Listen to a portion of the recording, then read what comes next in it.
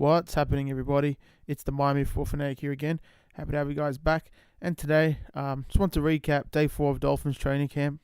Just going to be going over some notes and letting you know how the guys did and just what transpired on day 4 of camp. So today there was a big emphasis on the red zone, both for the offense and the defense. The focus today was getting quality work inside the 20-yard line, so obviously the red zone. Both sides worked a lot on alignment and making plays in tight quarters, which is, how you score in the end zone. I mean, it's one of the hardest places to score. So, great to hear them working on that kind of stuff. The offense used multiple formations and motions to try and create space and angles for extra room to execute. Defensively, press coverage and limiting that space was the goal for the linebackers and defensive backs. Quarterback Ryan Tannehill was efficient throwing the football, hooking up again today with slot receiver Danny Amendola, which is just terrific to hear. On a crossing route for a touchdown. I'm hoping those guys have an awesome connection this year. I'm hoping he has a great connection with all the guys. The defense responded when linebacker Terrence Garvin stepped in front of a pass from David Fowles and made a one-handed interception to turn away the offense. Moving on to news about the tight end rotation. This is one position to watch closely during training camp, especially today, when the majority of practice was focused on the red zone, which is where, you want your tight ends to step up, your big tight ends, your big play tight ends. Or the red zone or the green zone, as the offense likes to call it. With veteran AJ Derby missing practice today, young players like Gesicki and Smythe received more reception and snaps with the first unit. Both have looked like they belong on the field and continue to improve with every practice. Great to hear. I hope those guys have a big impact this year, especially Gesicki. I want to see him make some awesome catches this year, some touchdown catches over the top. Just can't wait to see what Gesicki can bring this year. Sixth-year veteran Marquise Gray, versatility allows him to stay on the field and contribute in any formation. The guy, he's had experience as a quarterback, as a fullback, as a H-back. Marquise Gray, I really love him on this team. And it really does seem to be a deep position with Gavin Escobar and Thomas Duarte, who flashed catching the ball cleanly today as well.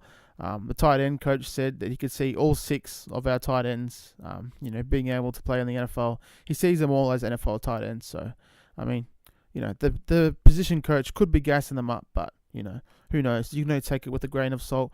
Got to wait to see these guys in action in the preseason. Moving on to the strength at the safety position. When you can line up veterans like Rashad Jones and TJ McDonald at the safety positions, the Dolphins should feel really confident about their play at the position, and that it would be consistent and one of the strengths of the defensive unit. Both can play close to the line of scrimmage, and Jones has a knack for anticipating where the ball is going to end up. Today, the Pro Bowl safety uses anticipation and speed to break in front of a Tannehill pass and come up with a beautiful interception.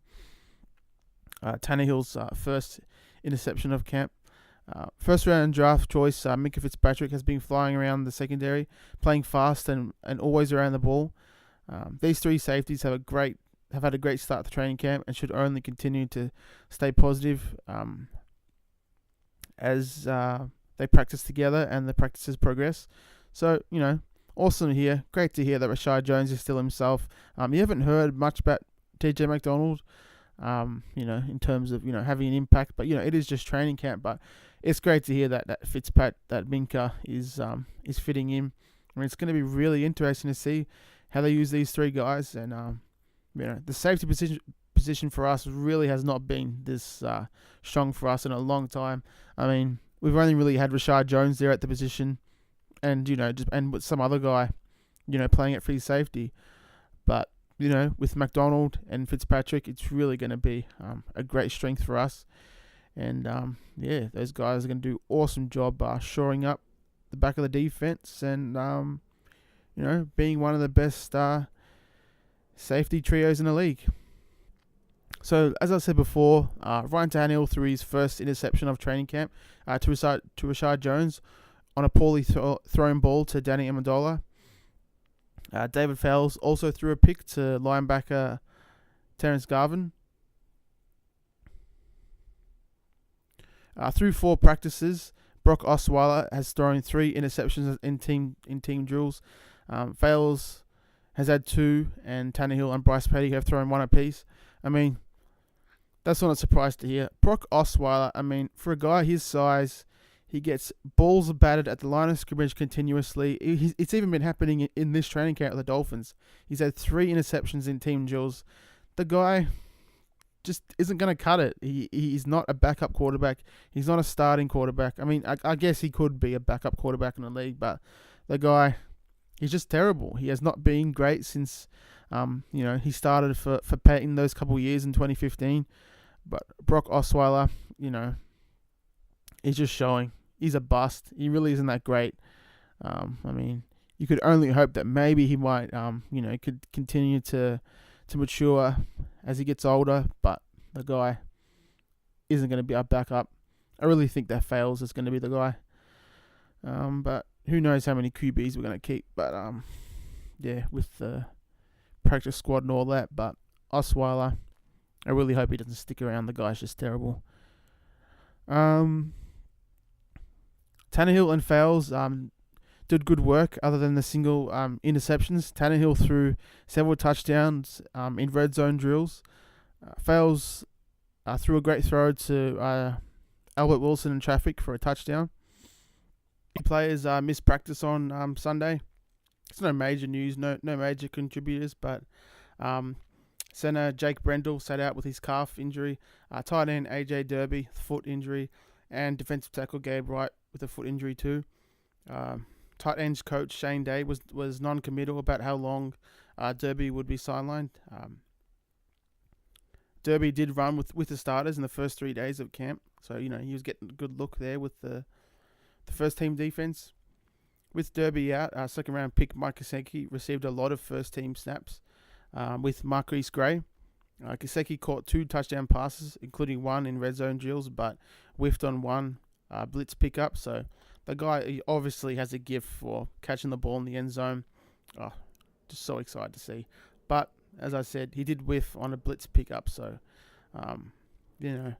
we've really got to get him out of those situations where he has to block for the quarterback, or he has a major assignment where we need to get a crucial catch on third down or something like that. Just send the guy out on don't worry about I don't know why we're so worried about him blocking.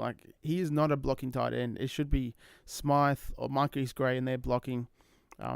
So yeah, I'm not worried about him whiffing on a blitz pickup. This guy should not be blocking much this season. It's obvious where his talent is, getting down the field, wherever it is, and making great catches and, making it happen in the passing game. I'm really not worried about his blocking at all, but, you want to see him doing better with his blitz pickups. Cordrea Tankersley began the day as the starting cornerback opposite X, Xavier Howard. Tankersley, Tony Lippett, and Torrey McTire continue to battle for that role. McTire has been a huge surprise, especially he was getting a lot of first team reps yesterday. Yeah, just a tremendous surprise and a great story. Undrafted guy out of UNLV, McTire. It's awesome to see him improve from last year. But all those guys are gonna get reps and snaps during the season anyway. So I'm not worried about who starts opposite Howard, but Tankersley, Lippett, and McTire, they're all going to get plenty of time this season, so I'm not worried at all. Tankersley said that they're getting well-deserved reps. He said of the other guys, Lippett and McTire, adding he had no expectation of being gifted the starting job. He has said that he has been very consistent, but Tankersley, I really think he should win the job. I think he's got the most talent, the most physical ability. McTire might be faster than him, but Tankersley's got the long limbs, the great wingspan, the speed. Just he's got a great ability to cover guys in the NFL. So Tankersley and Howard would be an awesome tandem. Rookie Jason Sanders made 4 of 7 field goals, including 1 conversion from 51 yards, but he had 3 misses between 30 and 40 yards, so he had a bit of an inconsistent day after he was like perfect, the first couple of days of training camp. But Jason Sanders, he's a rookie, and may the best guy win in that battle. And other news here that doesn't really pertain to the practice or whatever, but former UN quarterback and Carolina Panthers quarterbacks coach Ken Dorsey, and now FIU's assistant athletic director, was among the guests at practice Sunday. So that's just another note right there. But through 4 days, like in what I'm hearing from the rookies, I haven't heard much about Jerome Baker yet, which is a bit concerning. You kind of want to hear him competing for the starting job, but he's been getting reps. But haven't heard much about him. But Minka seems to be doing absolutely great, and Gesicki in terms of catching the football. Oh yeah, and I forgot to mention that one catch he had in red zone drills, that one-handed catch when he was falling down. He's being covered by Fitzpatrick. That just shows that talent right there. His ability as a pass catcher, as an ex-basketball player. The guy is just going to be great for us this year, and he's got awesome hands. I said that coming to the draft. It was either Gesicki or Dallas Goedert had the best hands. They were pretty equal, so we're seeing that now in training camp. Alrighty, so I'll see you guys in the next video. I'm pretty sure we have another training camp practice tomorrow. I'm not really sure. I should know that, but there definitely will be more videos on day 5 of training camp. Alrighty, guys. I'll see you guys in the next one. Fins up, baby. Excited for this season. Really hope this team comes together. See you guys.